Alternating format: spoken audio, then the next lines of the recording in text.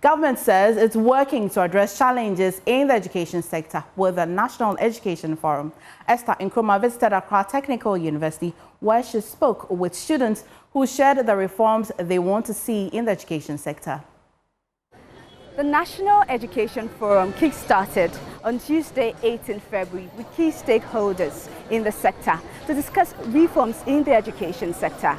We're here today at the Accra Technical University to interact with some students to share their view on some of the changes they would like to see in the education sector. Hi guys. Hello. So I have here with me Francis. Yes. How are you doing? I'm fine, thank you. As a student, what are some of the changes you're looking out to see in the education sector? I'm looking forward to see reform issues that address inadequate infrastructure, outdated curriculum, and insufficient resources. But especially, I would look forward to see improvement in the quality education, especially in the rural areas. Okay. So I'll come to you, Fafa. As a student, what reforms do you want to see? All right, so just like my colleague said, he spoke about infrastructure. So we are looking forward to the government helping the various schools to build infrastructures to help with the students so that students don't get admission, come to school, and then they probably do not have classrooms to sit. We encourage the government to do their possible best so that they will be able to provide classroom facilities and even some computers that they will be needing, because as a technical school we do technicals, so we want the government, whilst he's helping other schools, he should also look at us as well, the fashion department, so that if they can give us some sewing machines, and even with the engineering department, the building department, we just want them to focus in education to make sure that all the necessary facilities that we need to have a good education, we have it. Thank you. So Caleb, what would you also want to see? Oh, I would like to see like a modification in the curriculum, because you see, I think right now the job opportunities in the market has really changed, and there have been a lot of dynamics there. So I think maybe if the curriculum is being modified a bit, it's going to help suit what we students are being pursued in the university. So if maybe I'm a medical laboratory student, I'm done with medical laboratory, and there are less hospitals around, where am I going to work?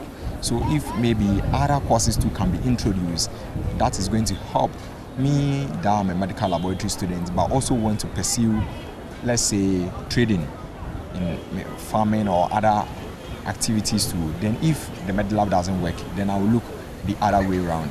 Okay, so modification of the curriculum, and you also want improvement in infrastructure. One of the key issues that would also be looked at in the education forum is the issue of the free SHS policy. So we have people that say that let the free SHS policy be scrubbed off completely. We also have a school of thought that argues that if I have my own money, let me pay for my children and let the free SHS policy cater for the less privileged. I'll start with you again, Caleb. In your own opinion, do you want the government to maintain the free SHS policy the way it is, or you want a review in the free SHS policy? I want the free SHS policy to be reviewed, in a way that there have to be a set standard for the grading systems, which is the basic education exams. Maybe there has to be a cutoff point of, I grade maybe 20 or 22, so that the free SHS won't be available to every student. Someone will be getting a grade 40 and will be given access to the free SHS. It shouldn't be that way. Yeah, as my colleague said, the free SHS should be reviewed. It should be in the form of scholarship. Those who are brilliant but needy could enjoy the free SHS, but those who can afford to pay their fees should pay. Well, I believe that the free SHS is a good policy, and I would want the new government to continue with it. Those who feel they have their money should go to private secondary schools, because we have private secondary schools. Another promise that the president made during his campaign was that he was going to cover tuition for first-year students in the university. With Ghana's current economic situation, do you think this is what we need to provide access to quality higher education for students? I'll start with you, Mabel. We don't need that for now. So after paying their first year tuition, what next? Second year, what happens to them? will they drop out? Or do they have to go and look for their own ways and then come and pay their fees? So I think there should be other things to work on, not paying their first year fees. What are some of the other things you think they should work on? You should work on jobs. After school, most of the graduates are home doing nothing, self-employed, which is not a bad thing. But I believe if they channel their energies into the job sectors, now we know there are no space for government workers.